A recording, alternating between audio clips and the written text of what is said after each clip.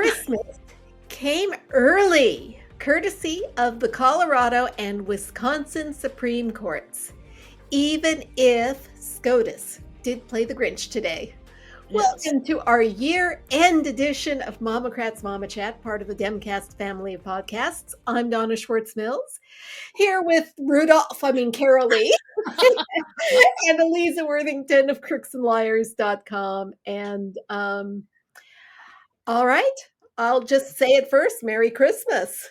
Merry Christmas. Merry Christmas. I have a drink to the I do end. not have a drink. I'm so unprepared for today. What?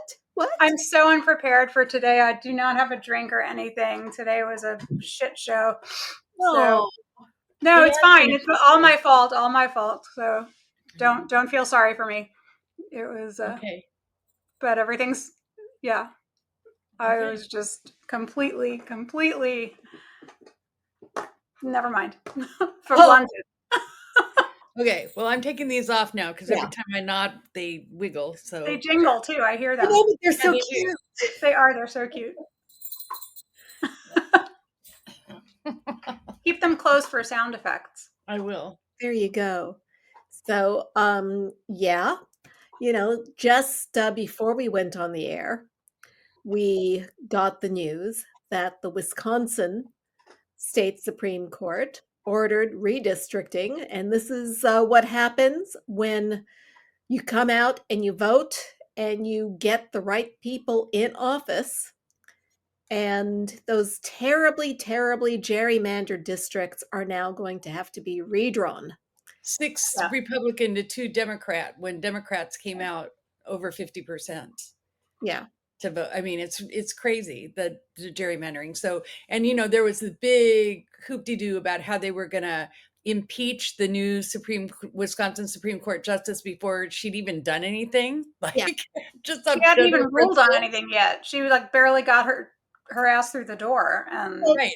It's a crime just to be a Democrat, as far as they're concerned. In Wisconsin, it is apparently. So anyway, it was just interesting that the guy that was kind of the leader of the pack on that basically got put back in his place. He just got back down, and they're not doing that. So yeah, they have to redraw the districts, and they have to redraw them in time for 2024. Oh, hello, Democratic majority in the House between New York and Wisconsin. Now, North Carolina is trying really hard to offset that by, redrawing their districts so that they're incredibly gerrymandered. But I'll take a win where I can get them. Well, we have to because these guys do not believe in playing by democratic rules.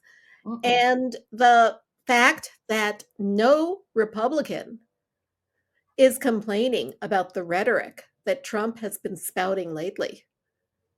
No, they don't dare. Yeah. I mean, it's they don't never dare. Mind that, it's an echo of Hitler. They don't care. They honestly don't care. And I was looking at an article just before we went on the air. I didn't actually get to read it, about how the Republican Party is basically aligned with Orban now. Yeah. So that they're modeling themselves after Orban's Hungary. Oh, that's awesome. I mean, yeah. Well, if that's the game plan, we know what happens if they are in power. Right. Because they take over the media. Mm-hmm. They take over the courts. Right. And they squelch any kind of dissent. Yep. And, the kind of protests that we held, the day after, remember the first Women's March, the day after Trump's inauguration. Yep. We would not be able to have that because Trump would do what he was aching to do in the wake of the 2020 election, and that is to invoke the Insurrection Act and to turn the U.S. military against the civilian population. Mm-hmm. We know that that's the game plan. We know because they're telling us that's the game plan. Isn't that the core? Isn't that the core of Project 2025? Yeah. Pretty much. They don't come out and say it, but that's. I mean, what Donna just said, everybody should clip that little piece of the podcast and just keep it, because that's exactly what the plan is. That's not fear mongering. That is the plan. No, that should be people's ringtones. Right. And, exactly. When he says that immigrants and people who don't agree with him are vermin and are poisoning the blood of the Poisoning the nation, bloodstream of the you nation. know? And this country does have a thing like concentration camps in its history. Yes, Yeah. it does. And it could easily have it again with somebody like him. That's So right. We've I done mean, it there were before. some checks on him in his first term because there were still some traditional Republicans who wanted to keep being traditional Republicans, and but they won't be there in the second term. No, They won't. I no. mean, you'll have Stephen Miller as the Attorney General, just to give you an idea. So all of this, I just have to say this out loud: stop fucking bashing Biden for everything and start getting on the track. Because if you think Trump is going to be better, go back and replay the first part of this podcast and what Donna said, and get it in your head that's what's going to This happen. is not the time to teach the Democrats a lesson. Exactly. What lesson is it exactly that we I was wanted? going to say, what do we need to learn? What I mean, not that we don't need to learn anything. I take that back. Please don't like throw that in my face. It's not that we don't or that we don't constantly need to learn. Of course. But I mean, what lesson could Republicans or libertarians or like the far left who has, excuse me, lost its damn mind teach us by voting Republican right now? Or not voting at Or all. not voting. This is a What four-alarm could they fire. teach us? It's all What hands lesson? on deck. What lesson are we going to learn? You know, Well, we're going to learn what totalitarian regimes are like, apparently. And right? fascist Exactly. regimes. I mean, Like, I don't think I need that lesson, frankly. Yeah. I'm okay with not having that one, but Yeah. hey, whatever. I mean, I'm someone who has studied history. You know, I don't. You know, with an eye toward not repeating it like I was supposed to. I think. Yeah. You know, can you not make me live it? I would rather You don't not. need to live it. Yeah. No. Yeah. So anyway, yeah, I mean, just keep that in mind that's a thing. But in the meantime, we do have some positive news, and even in the year-end retrospective context of things, the litigation against Trump does march on. And even though today the little SCOTUS elves gave Trump a little Christmas present when they said that they wouldn't fast track, and leap over the appellate court. Now, if we had Red Painter on here, she would say, "Don't worry about it. It's all fine. They're gonna hear the case on the 9th. They'll act fast. It'll go to the Supreme Court. Nothing's gonna get delayed." I so want to believe her. I truly do. But I have seen the glacial pace of the Supreme Court when they want to. I mean, let's say that the appellate court fast tracks it and they hear it on the 9th and they rule on January 31st, right? And do you think the Supreme Court's going to hear it like right away and rule right away? I don't. I think they'll wait till fucking June. And the trial's set for March. Yeah. Yeah. I do believe that we're not going to see the March start of the trial. I don't think we will either. But you know what? You know what happens if we don't see the March start of the trial? If all of Trump's federal trials are delayed, that Fani Willis is ready to reschedule hers. Yeah. I'm good with that. I mean, if they start in the summer. Well, I mean, the date that she has right now was one that she got between the different trial dates. She has said that she can go earlier. Mm-hmm. She could go yesterday. She was ready to go like the day of the indictments. She was ready to go. Yeah. So, I mean, I'm good with that. I mean, It can happen. I think 2023 was the year of finding out if you believe in the saying "fuck around and find out." And Trump did a lot of fucking around over his lifetime. And he and his cronies did a lot of finding out this year. I mean, Rudy Giuliani last week when he got that judgment against him, that 148 Can we? Yeah, I was just going to say, can we get the jingles? Yeah. against him. And so was it yesterday he filed for bankruptcy because of that judgment against him? Wow. Yeah. Boo-hoo. Boo-hoo, Rudy. They're still going to get it. I hope they get, as much. When you file for bankruptcy, don't you have to, like all. Well, it's Chapter 11. So it's the personal equivalent of reorganization. It puts all the creditors on hold and then prioritizes the creditors against what the assets are. But the thing is that the judgment against him, that 148 million, can't be discharged in bankruptcy. Even he can't just poop out a dime and say, I've paid it off. It'll be with him for the rest of his life. He will not, it will follow him. It can't go away. So the only thing he's done is stalled the payment of it. So they got a court order that said you have to pay right now. And he went and declared bankruptcy to say, nah, I don't have to pay right now. But he's going to have to pay. It's not going to go away. So that's the thing. And it's good. I mean, it's really good. And he's just, I'm just so glad to see him getting his comeuppance because he is honestly one of the most freaking evil people I have ever seen, ever. I go back to the way he giggled on Fox News just before the reopening of the email thing came out.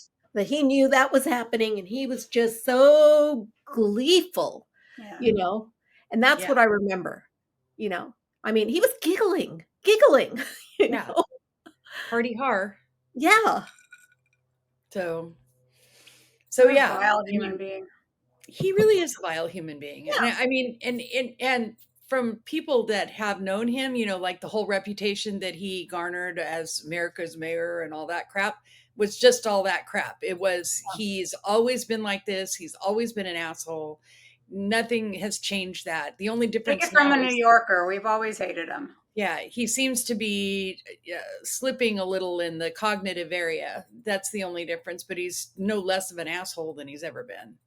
Yeah, and do not forget that the first Trump impeachment was very Rudy-centric. It turns out that Rudy was lobbying for the then corrupt government of Ukraine at the time without having it's Farah? He had not informed people that he was on their payroll. And, the whole thing was cooked up, by Rudy and, corrupt officials in Ukraine to help Trump and hurt Joe Biden in the 2020 election. Right. And by the way, one of the most evil things that's happened this year, and we can talk about this later, is how they're trying to wreck Hunter Biden to hurt Joe Biden. It used to be that kids were, and by kids, I mean offspring of the president were pretty much exempt, right? Yeah. But not anymore. No. I dispute that because look at how awful they were to Chelsea Clinton when she was a child. No, they were awful to Amy Carter too. They were awful to Amy Carter. They made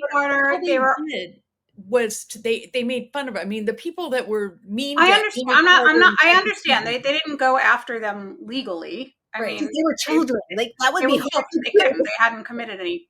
They couldn't be accused of committing, crime with a foreign government. I understand that. You know what I'm saying?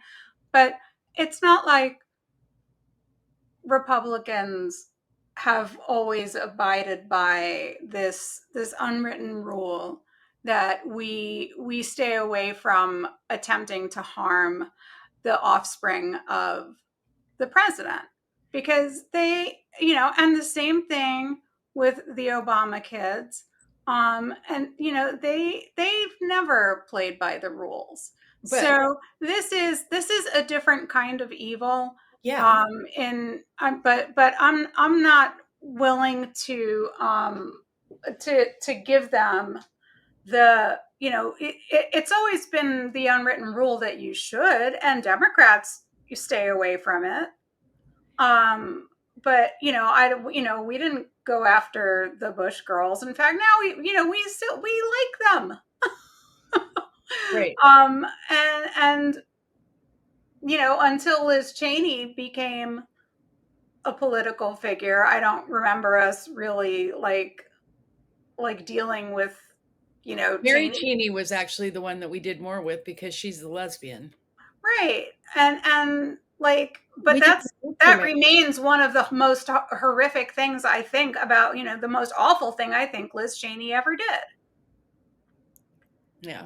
But that's between her and her sister, and that's between her and her sister. But I mean, and it looks like she's come around, Yeah, like. it seems like but the point is, like, I don't buy that, Republicans have ever bought into the concept of, leaving the kids alone.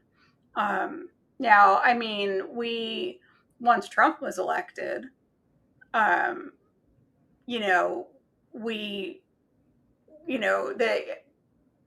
he not, I don't know how much we would have abided by that had he not put his kids all inside his political machinations. Yeah, right there, it's fair game. That's fair game. Fair game, right? And by the way, thanks, Jared Kushner, for fixing everything in the Middle East. You did a great job there. Swell job.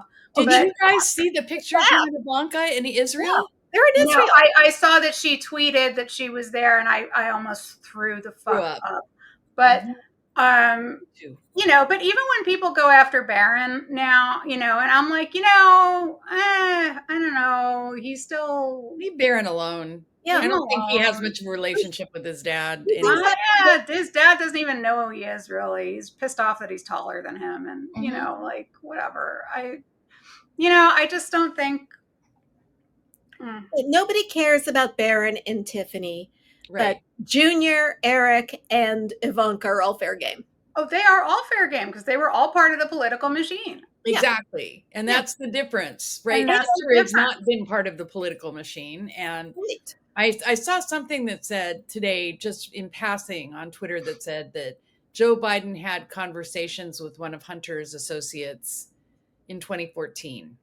But what, like at a Christmas party? Like I just like he had phone calls, but then it sounds like this guy was a financial advisor. So why wouldn't he have phone calls with them? I mean, you know what I'm saying? It's like back.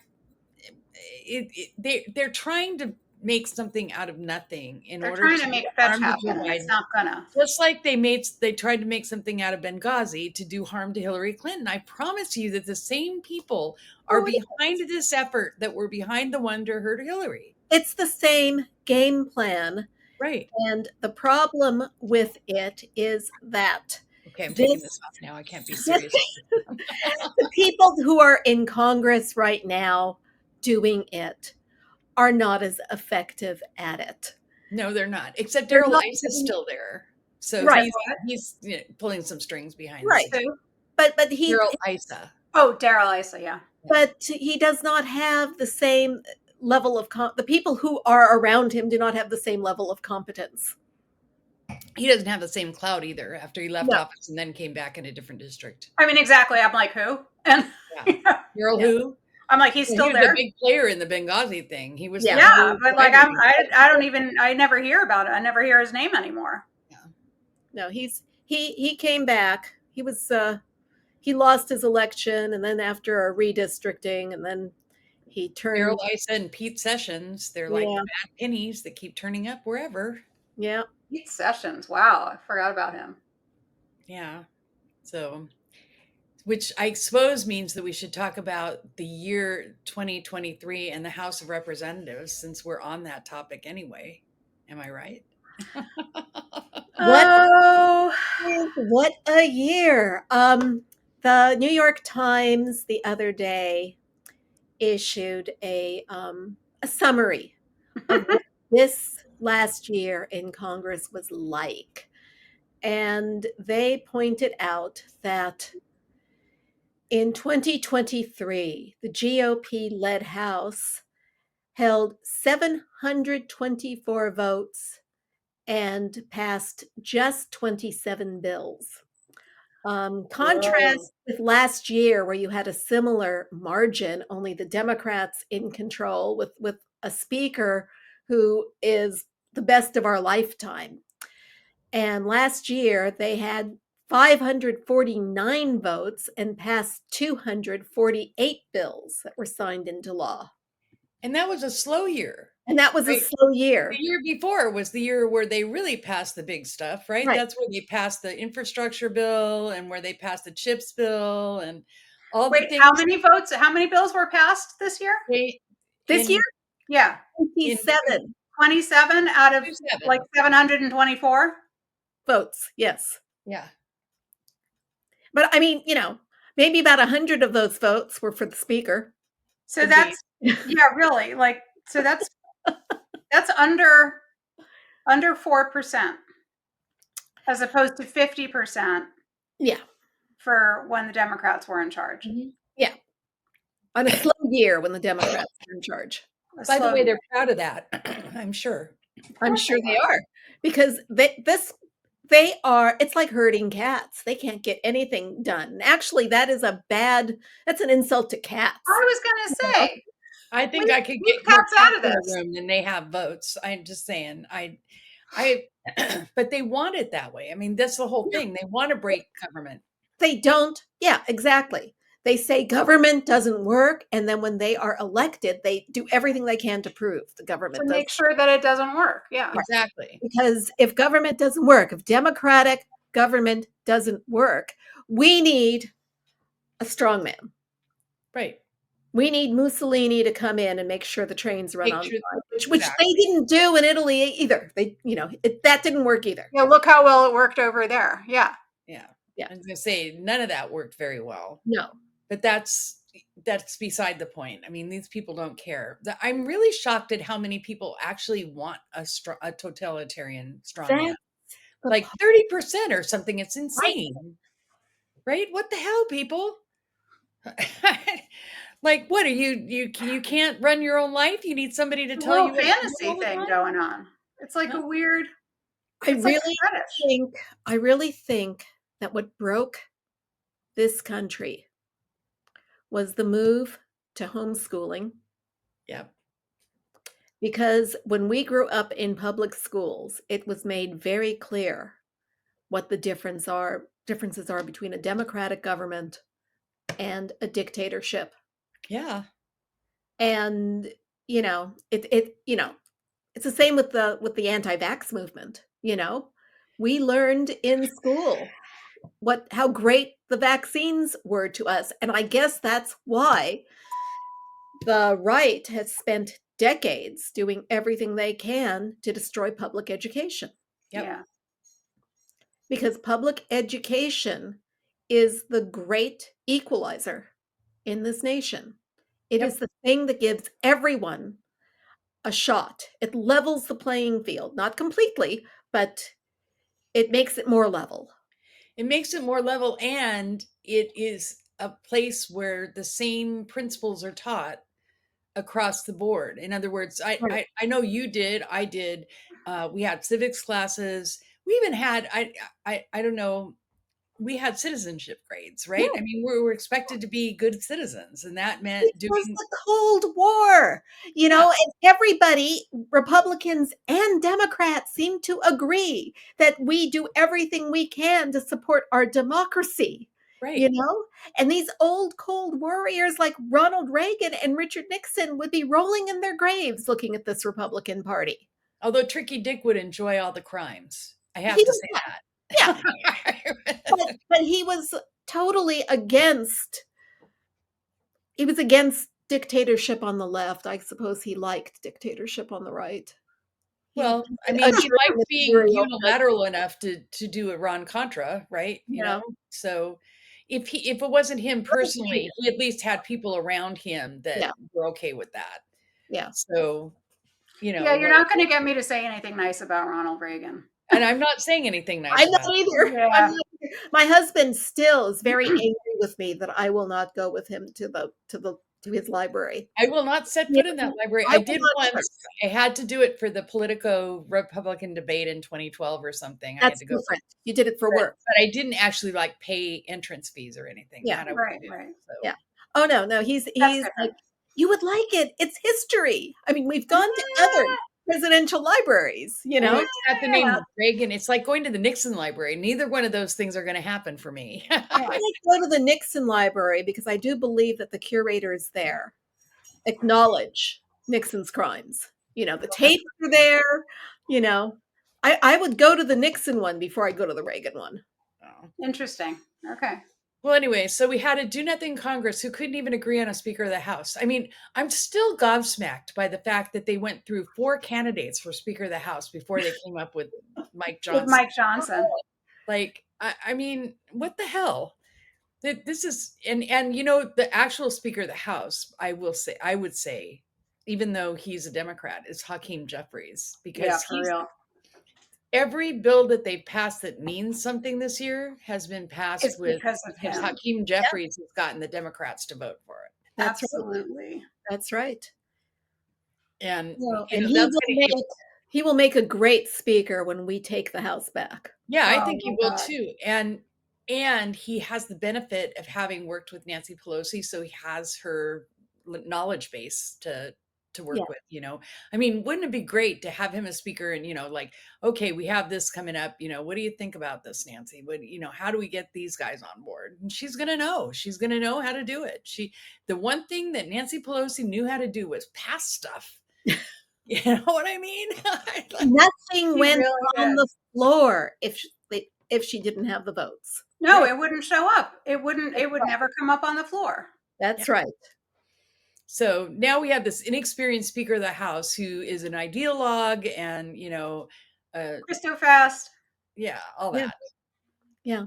And, you know, we're going to be lucky, I think, to get through this next year without a government shutdown. I think they deferred it through the holidays, but January, like 17th, I think, or something, is the drop dead date. And they're gone. They're not coming back till like the first week in January. So good luck with that.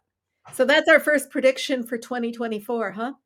Hmm. We're going to mess up. Down the We're going to government. mess up the good economy because all of the indications, all the numbers have been coming through that the administration's policies got us through the hard times, through the pandemic fall.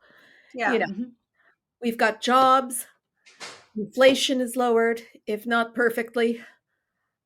It's better. And It's gas prices are lower than they were in 2021 that's right. when And Biden took office. the Fed is talking about lowering interest rates. The stock market's happy. You know, things It's are probably the best good. We've economy got since FDR's. close to full employment that we've had in my lifetime. Yeah. I mean, And this is Consumer another confidence reason is why I'm high. going to tell all the Biden haters to fuck off, because he got this Yeah. through this. And he was, and the most, I have to just say this. I saw somebody talk about a gal that's an organizer at Starbucks and how 23-year-old, and she couldn't, she just couldn't in any conscience vote for Biden because of the Middle East. She's an organizer. She's a labor organizer. And she can't vote for Biden. Why? Right. Because I in the mean, Middle I'm East. like, he's the friendliest person labor has had ever in the White House. he Ever. went on the picket line with the UAW. Right? He single-handedly helped labor to a banner year. And this 23-year-old girl, I mean, now keep in mind, I think they cherry pick these things, right? I mean, there's probably 20 23-year-olds and they find the one 23-year-old that just can't is in some idealistic bubble and can't do it. I swear to God, these kids are going to be the death of me. My nieces and nephews say bad things about Biden, but I do think they will vote for him because they're not stupid. They see the exactly. They I know, Aliza. I feel you. yeah. I know. I hear you. I hear you. I mean, I'm still. And again, like it's so illogical. There's no. Well, And it's short-sighted. it's not just short-sighted, it's self-centered. Yeah. And it's they think they're being worldly, and they think they're considering that they're looking at things globally, and that what they're really doing is they're superimposing an American framework onto a situation that is completely foreign, a government that works differently than ours, and a geography that they couldn't find, with a magnifying glass on a wall-sized map. They couldn't, Can I just point out that we aren't actually doing anything? I mean, we don't have troops there. Yes, we give them. We haven't authorized any additional military aid, right? We have some boats or something. Well, we have some ships, but we have we have a rowboat. We send them defense stuff because we've done that. So we're not actually doing anything with regard to ally. So I don't want to dig too deep into this, but sorry.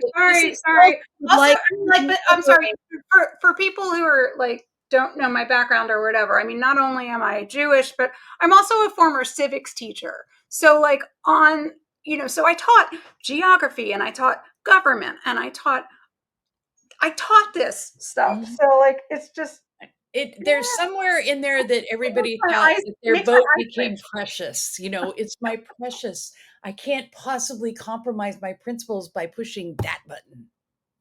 It's stupid. Sorry. It is absurd. Well, I would also like to reiterate that all of us all agree that Bibi Netanyahu has to go. Oh yeah, everybody hates him. No question. He and his far-right government need to GTFO, right? I mean, need to get Katan and Yam is what they need to do. That's Jewish. That's Yiddish for go shit in the ocean. That's what they need to do. Okay, we all agree. Yeah, we all agree on that. I want to reiterate that because it is heartbreaking to watch the footage. Oh, it is heartbreaking. And you just want felt that way before this. I know. That way about Netanyahu before this. Absolutely. The country was brought to a standstill back in April, back in May, because of the hundreds of thousands of people in Israel who were protesting in the streets. That's right. Across the political spectrum, across the economic spectrum, across the religious spectrum. There were armed forces. There were people in the army that were protesting in their uniforms, which is highly unusual, because they were so opposed to his judicial reforms and his totalitarianism. And his totalitarianism. Right. So so this is anyway, but we're getting off track. I'm sorry. When we bring up the conflict, we also have to recognize that little bit of history, of recent history, that for this to be, and also connected to what brought this on to begin with, for this to be something that some 23-year-old Starbucks worker decides she's going to use to not vote for Joe Biden in our country is not just a Starbucks worker. She's a union organizer. For God's sake. A union organizer. You're going to hit me off the ceiling with a spatula, because this is what happens to me when I think about it. Yeah, I know. I hear you.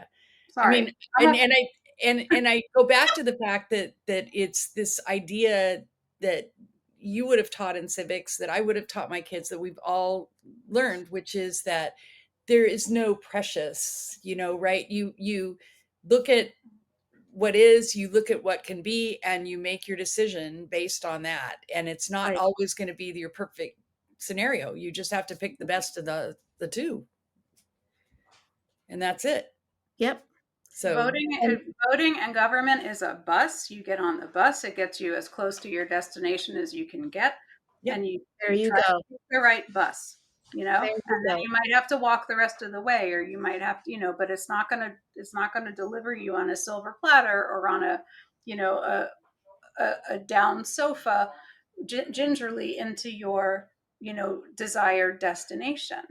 Right. And there's no such thing as a perfect candidate whose views and actions perfectly align with your desires. So going back to the good news, Biden's just pretty much about as perfect as you get if he's got the right Congress, right? I mean, he had the right Congress with way no margin, right? I mean, Nancy Pelosi's margins were similar to what Mike Johnson is working with now. Yes. And definitely had no margin in the Senate. It was 50-50 when she had it. And they still passed the infrastructure bill. They still passed the CHIPS Act. They passed the Recovery Act or whatever it was called, and everything and even now they're working in the Senate with the likes of Mitt Romney, I might add, to revive the tax credit, and to pay that, which is something that Biden is totally, was bummed that they didn't renew. Right. Right. And for those young people who are frustrated about student loan forgiveness, he couldn't get it through with the Congress. He tried it with orders. They were struck down by the courts, and he still has managed to forgive many billions of dollars, So, people. Billions of student loans. Yeah. And nobody else has ever done this. And today, he basically expanded his executive order on marijuana convictions to erase convictions for pretty much everybody who's ever gotten a marijuana conviction. So for nonviolent convictions, marijuana, so that it was more in line with today's laws rather than what they had 2 decades ago. Yeah. So I mean, you have to weigh all of that out and say to yourself, would Trump have done that? Absolutely not. No question, he would not. Are you better off with the strong man? And when you think about it, who's the strong man? Exactly. Well, they always project. That's the thing, right? When they're out there saying that we're communists and first of all, communist is a John Birch term to begin with, but I mean, in terms of how they denigrate our side, yeah, and everything. But I mean, that's like just something to get a knee-jerk reaction, right? When they say that we're the totalitarians, or they say that Biden is the authoritarian, it's laughable. It's utterly laughable. On the one hand, they call him an authoritarian. On the other hand, they call him senile. I mean, which is it? Neither. Right. Yeah, for real. They always project. They always project. And speaking of projection, can we just talk for a minute about Christian and Bridget Ziegler? Right. So, young children, leave the room. We talked about them a little bit last week, but there's more news this week. I know there's more news, and it's really gross. So there's a new tape. Lordy, there are tapes. There's a new tape of Bridget and her female friend having sex, which, you know what?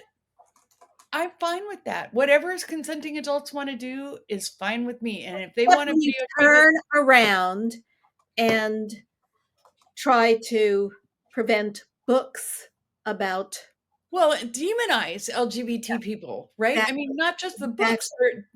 It's like, come on, Bridget. I mean, what you're attracted to and why. Yep. And whom. And go with God. Go do it. Just lay off everybody else. Why is it okay for you and not everybody else? So she doesn't. I'm sure she doesn't think it's okay for her. I'm sure she's got all kinds of twisted notions in her head about how wrong it is. No, I think she thinks it's just fine for her. Oh, it's really? Okay. Yeah. All right. It's what I mean. And she thinks that it's fine for her to demonize, LGBTQ people because she can, because she can do it.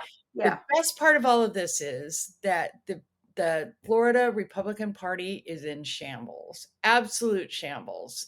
It's, he's been stripped, Christian, of all of his power Yeah, please finish and that his sentence. salary. He only gets $1 a year. I don't understand why he doesn't just resign. It makes no sense to me, but whatever. And then and now she's going to get kicked off the school board that she's on. Thank God, the Sarasota Thank School God. Board. Plus, she's on that board that Ron DeSantis instituted to take over like the Disney responsibilities that they had in the past. Oh, that's going to be gone. The And she's Florida been kicked out of the Moms for Liberty. Moms for Yes. Liberty, right? Yes. Yeah. Yes. So That's that's the happened. part. And honestly, the Florida Republican Party is a mess. Now, the Florida Democratic Party is also a mess. I just want everybody to know Unfortunately. that. Unfortunately, That's like, too bad. we could get somebody like the guy that Ben Wickler, who's in Oh, yeah, he's in Wisconsin right Wisconsin. now organizing that. If we could get somebody in Florida that organized the Florida Democratic Party, we'd be in good shape because the Republicans are just in a shambles. Ben Wickler or David Pepper, somebody who knows what they're doing, you know? Yeah.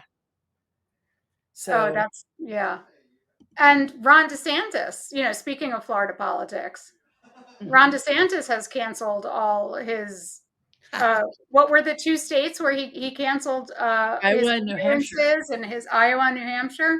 All his ads. It's costing him cool $2 to $3 million or whatever, and all his ads in those areas, and he's done. Yeah, stick a fork in him. He's been done for a couple of weeks. Thank God. His donors have all moved to Nikki Haley. Well, and that's the thing. That's the other interesting thing, right? Nikki Haley, because media is so invested in a horse race, Nikki Haley jumps up to 30%, right? And they're like all over it. Oh, 30% in Iowa, right? I mean, Trump is still out there by like 30 points ahead. Like if DeSantis drops out of Iowa, or if he drops out ahead of Iowa, they're not going to Nikki Haley, Betty. They're going to Trump. They're still going to Trump. So I mean, this is like, oh, that's nice that Nikki can have a fantasy for a couple of weeks, but in the end, the nominee is going to be Trump. It is, and that's the reality of it. And he is still, just to circle back to where we were in the beginning, facing a shit ton of lawsuits and criminal trials. And criminal Okay, so can we do a little quick rundown of when those are set to happen, even though I know everything is fluid and well, especially with the immunity issue. Why are we even litigating this? Can I just say this? I mean, who thinks it's a good idea to litigate that presidents can crime with impunity while they're in office? Donald Trump. Yeah. Well, yeah, but I mean, I'm sorry, I'm trying to get out of the light. The light, it burns. I know. Trump thinks that, but okay, that's a little better. Not great, but it'll do. Anyway, Trump, I mean, how is this a good idea? It's not. It's a terrible idea. It's a good idea to let him set foot in the Oval Office in the first place. Well, yeah. It's not a good idea either. You and I and everybody else knows that. So let me see if I can fix this. There. Okay, maybe not lines across my face now. We've got that 30% of the U.S. population that's fucked everybody up. Right? I know. It's like, why did you do this? Bad. You're not getting any presents. Lump the coal for all of you guys. So anyway, but so the rundown is that the Jack Smith January 6th trial was supposed to start in March. We don't know if it will or not, but let's assume for the sake of argument that it will right now. Okay. And then that's the one that he's trying to declare that he's immune from crime. Yeah. No, he's not just immune, that he can do whatever he wants in office, whether it's criminal or not. Right. So immune. That's what I'm saying. He's prosecuted for criming. He can crime. He's immune from consequences of criming. I think this is absurd that we're even litigating this. But I mean, Mark Meadows went to an appellate court or to court and tried to get it moved to federal court and claimed that his criming was part of his duties as chief of staff, and the court didn't buy that. Right. And I read something very disturbing about the consequences of that decision. Oh, What? It was in ProPublica today. Oh, I haven't read That it. the ruling that Mark Meadows cannot remove himself to federal court once he's left office, Mm-hmm. because there is the law that he can if he's in office. They're saying, so what happens after the Biden administration leaves and Ken Paxton decides to haul them all into some trumped up case in Texas? Well, I guess they're going to have to defend themselves. I mean, honestly, so I'm just going to say this is always it's both the risk and it's the argument about why we shouldn't hold people accountable. You know, if we hold Republicans accountable, then they'll just trump up something and we'll have to, No, defend I'm not in favor of not holding them accountable. It was just disturbing to see someone put their mind in the mind of someone like Ken Paxton and figure out a way to make everything worse for everybody else.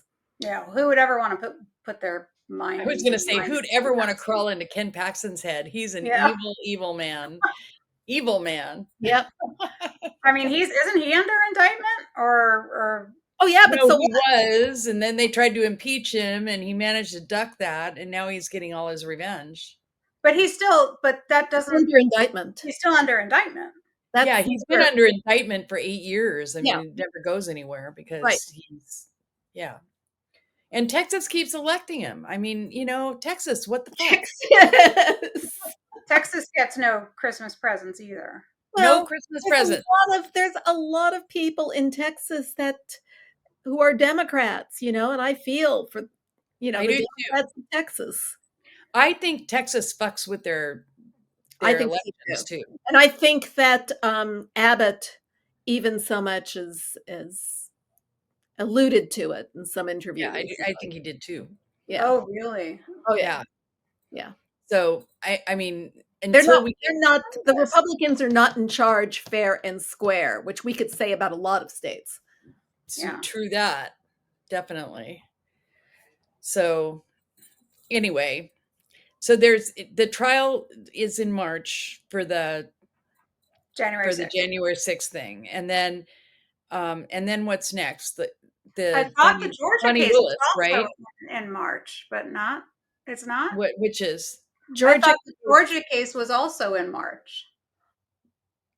I don't think so. I think she moved it to May, but said she would be ready to go in March. Right. Okay. So if Jack Smith's federal case is delayed, that's the thing that's going to might screw up. Where Fani Willis might move hers up to March. Right.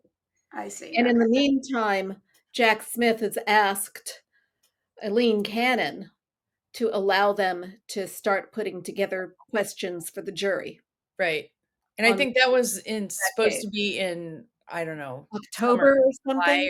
I thought it was July. Is it July? It was supposed to be May 20th because that's my birthday. Oh, we know they're not gonna. We know that that's not going to happen. No birthday present for you. No. Wait, which one is that now? That's the Mar-a-Lago documents. Oh, the Mar-a-Lago one is Eileen Cannon. Okay. Right. Yeah. So there's two set for May. You need to have like a Homeland thing with all the people up there to keep track of it all. Yeah, you do. So he's got one set for March and two set for May. Yeah. So all of that, I mean, and that I think, have we talked about the fact that honestly, the Jack Smith case for January 6th may actually expand? Because yesterday there was news about the phone call to the Michigan election officials, basically pressuring them not to certify. New evidence. Yeah. Actually, I think Fani Willis is interested in that too. Yeah, I think so too. But the thing that's really gross about that is that Ronna McDaniel was on that call. And she promised them legal representation, which is essentially giving them a bribe. Merry Christmas, Ronna. Whoa. Yeah. So, I mean, now I think that this Michigan was just part of a whole series. I mean, I think there was a similar phone call made in Pennsylvania. I think there I'm was sure a of similar it. phone call made in Arizona. I think every swing state was pressured not to certify the election. And And I bet you Mark Meadows has all the receipts on that if he I'll will bet ever he does too. talk. Oh, and that's the other thing, we were talking about this last week, right? Like, where did that book go? Yep. And I said I thought he burned it, but then since then there's been people that have corrected me on that and said that Cassidy Hutchinson saw him leaving with it. Wait, what book? The book about the Russian interference binder with all the Russia stuff in it. Yeah. And it wasn't found at Mar-a-Lago. Actually, Trump would like to have that back too. Oh, I'm sure he would. Yes, he would. Ho, ho, ho. My wine glass is empty. You need to go get another one? No, I'm good. Well, if the sun would get out of my eyes, I'd be just fine. We've burned through 50 minutes of this. We were going to talk. We've talked about the big stories of the year, even though it hasn't been that organized. When are we ever organized? We're never organized. We haven't. There's one story we haven't talked about that we must talk about before. Okay. And that is the SCOTUS scandals, right? Yes. I mean, this was the year of the SCOTUS scandals, right? We have Clarence Thomas. ProPublica. And there's ProPublica. If you guys are looking to get rid of all your extra money or a little bit of extra money for your tax purposes to give donations to ProPublica. Yeah. Are they nonprofit? Exactly. They're nonprofit, right? Yeah, absolutely. I mean, what an organization. They have done the nation a great service, and they continue to do the nation a great service. They keep publishing new information about the corruption on as recently as this week. And specifically Justice Thomas. He's so naughty. He was really naughty. He is not getting any Christmas presents this year. Well, that's okay, because he'll just go to Harlan Crow. Yeah, exactly. Harlan will give him some Christmas presents. Sure. Yeah. I mean, that's what's so, I mean, just to review, we found out that he took lots of gifts from Harlan Crow and other billionaires. And then this week, what we found out was that he was whining about not getting enough pay. His paycheck wasn't big enough. You know, I just like to say that the day that I whine about receiving a 6-figure paycheck, you can slap me. I mean, I've never gotten one of those, so I don't know what it's like. But he was complaining that it wasn't enough to suit his lifestyle. And suddenly, magically, after that, the billionaires stepped in and he got the free trips and he got the private jet trips and he got to go Jenny got a job. Jenny's a $700,000 job, I might add. Right. Yeah. And then she got a job after that with Daily Caller. I mean, she's raking in bucks. But ProPublica found written documentation where the Republicans were saying that Clarence Thomas is too important to keep on the Supreme Court to lose. Because he was talking about resigning and going to live the good life as, of counsel at a big law firm, where all he had to do is sit around and opine all day and get a big paycheck, And honestly, I wish that had happened. Because I wish that had happened. Fine. You and Alito, go get your big paychecks and be done. But unfortunately, no, the billionaires bought them. So they're well and duly bought. And whatever vote they have is one that you should consider for Leonard Leo. I mean, that's all. Yeah. So that's the other big story of the year. And that's going to be a big story going forward, I think, too, especially when they have to deal with these Trump cases. Right. And everybody... don't expect either of them to recuse. No. And if anyone should recuse in these Trump cases, it should be Clarence because of Jenny's involvement up to here in the conspiracy. Yep. Absolutely. I mean, and this is it's the corruption of the Supreme Court is got to be one of the major stories of this year and the years to come. Until we can clean it out, I don't know what we're going to do. And their piddly ass code of ethics that they have to Right. adhere to That's now not is not enough. I mean, it's not even close. It's not. It's nothing. Yeah. It's a. Yeah. They can wipe their asses with it. It is nothing. Well, that's why we don't. Yeah, that's yeah. So, folks, 2024, the biggest news story will be the election. Yep. The most important thing any of you can do is to vote against Republicans, vote for Democrats. Yes. We don't have a coalition type government. We, what No Labels is proposing Oh is God, I haven't even talked a about that. nightmare scenario. We'll talk about that after the first of the year. You've got to vote for Democrats. You've got to vote for Biden for president again, and you've got to give him solid majorities in the House and the Senate.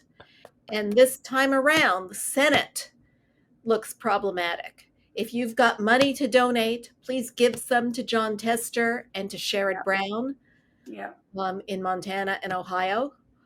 We need to have all hands on deck. We need to register new voters. We need to do whatever it takes to get solid blue majorities. Yep. Because the alternative is that we will never have a free election again. Yep. Amen. Absolutely. And Merry Christmas and Happy New Year. Yeah, next year we might be doing this in the camp, Yeah, really. Oh, yeah, exactly. But we'll all be in the same place, so it'll be okay, right? Yes, we will. Yeah. All right. Well, are you all going to have a nice holiday? Yes. My daughter and her fiance are coming down, and we're going to have a whole family here. That's nice. That's exciting for me because and the dog, Taco the dog. Taco. You enjoy having Taco the dog. I do enjoy having Taco. All our presents are in jail right now. I have the little fence around him so he can't get in. And everything. So yes, so we're excited about I have that. 2 of my 3 children here with me, and yay! And out of 3 ain't bad. It's not bad.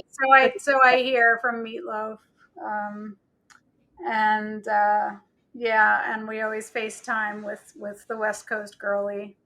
And, there you go. Yeah, so that's cool. We're excited about this Christmas because we have old grandparents, right?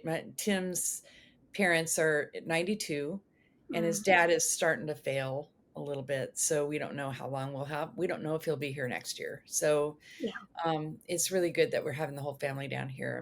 My mom also is starting to fail. She's in her 80s and my stepdad's actually doing pretty well for being 89. So, but it's just good to actually have everybody come and be with the older grandparents because who knows how long we're going to have them, So precious time. It is. True. So we hope that all of you have a wonderful Christmas and a Happy New Year. Yes. And we will see you in January. You will. On YouTube, MOMocrats.buzzsprout.com or on your favorite podcast service such as iTunes, Google, and Amazon Music. And we'll be posting to our Facebook page for updates. I'm Donna Schwartz Mills with Karoli and Aliza saying goodbye for the MOMocrats and Happy New Year. Happy New Year. MOMocrats MOMochat is DemCast. It's part of the DemCast family of podcasts.